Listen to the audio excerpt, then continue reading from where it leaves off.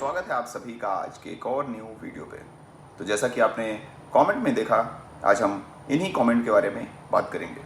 तो चलिए सबसे पहला कमेंट हम देखते हैं और उसके बारे में हम बात करते हैं। तो हमारा सबसे पहला कमेंट था 4 AC आ जाएंगे, यानी कि जो मैंने आपका 1000 से 1200 स्क्वायर फीट में एक डक्ट कूलर इंस्टॉल करने का टोटल कॉस्ट बताया, उतने में 4 AC लगवा सकते हो आप। इसके बारे में थोड़ा सा हम जान लेते हैं। सबसे पहले बात करते हैं हमारे डक्ट एयर कूलर के बारे में। हमारा डक्ट एयर कूलर जो कि इंडिया का नंबर 1 डक्ट एयर कूलर है, जो आता है 1 mm की हैवी गैल्वनाइज्ड आयरन सीट के साथ, जिसकी लाइफ आपको 15 से 20 साल की देखने के लिए मिल जाती है। मेंटेनेंस की बात करें तो इसमें ना के बराबर का मेंटेनेंस देखने के लिए मिलता है। नॉर्मल वाटर टैंक की सफाई की जाती है और थोड़ा बहुत कूलिंग पैड की सफाई की जाती है अगर ज़्यादा पानी का खार जम रहा है तो। लाइट बिल की बात करें तो मंथली ये आपको 1000 से 1200 स्क्वायर फीट कवर करने के बाद 2500 से 3000 के बीच में लाइट बिल जनरेट करके देता है, सिर्फ हमारा एक डक्ट एयर कूलर।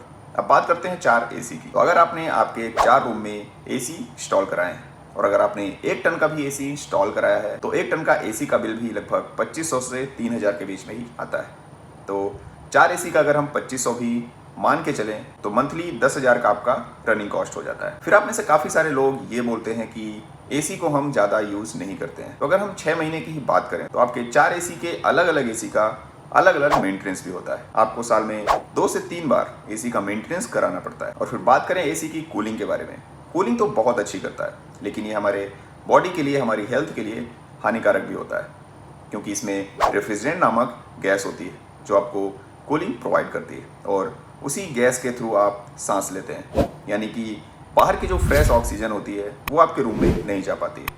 जो आपको AC केमिकल वाली एयर देता है, उसी गैस को आप ऑक्सीजन के रूप में लेते हैं। तो ये हेल्थ के लिए काफ़ी ज़्यादा हानिकारक है। जैसा कि आप देख सकते हैं, AC के केमिकल वाली गैस से आपको कितनी सारी बीमारियां हो सकती हैं और कई सारे लोग तो इन बीमारियों के शिकार भी हैं, लेकिन उनको पता नहीं चलता है। तो सबसे बड़ा डिफरेंस हमें यहीं से पता चलता है कि जब आप एक AC से सिर्फ एक रूम में ही कूलिंग प्रोवाइड करवा सकते हैं और हमारे सिर्फ एक डक्ट एयर कूलर से आपके 1000 से 1200 स्क्वायर फीट में 100% फ्रेश एंड कूल एयर के साथ कूलिंग प्रोवाइड करवा सकते हैं, तो यहाँ पे आपको 90% की इलेक्ट्रिसिटी सेविंग देखने के लिए मिलती है। तो AC वर्सेस डक्ट कूलर में यही सबसे बड़ा कंपैरिजन होता है। और बात करें AC से डक्ट एयर कूलर को कंपेयर करने की, तो AC देता है केमिकल वाली एयर और हमारा डक्ट कूलर देता है 100% फ्रेश एंड नेचुरल एयर। तो इसका कंपैरिजन बिल्कुल नहीं बनता है। तो नेक्स्ट कमेंट था, what's benefit over AC and what's about humidity it's spreads. तो बात करें अगर ह्यूमिडिटी की, तो एक AC ही है जो पूरी तरह से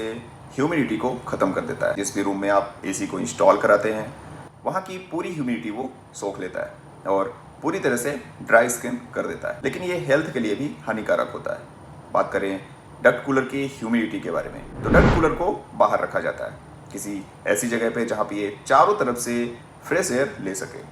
फिर बारिश के टाइम पे ही हमें सबसे ज़्यादा ह्यूमिडिटी देखने के लिए मिलती है, क्योंकि जब बारिश होती है तो हवा में नमी की मात्रा भी मिल जाती है, जो इस डक्ट एयर कूलर के थ्रू आपके रूम्स में आ जाती है।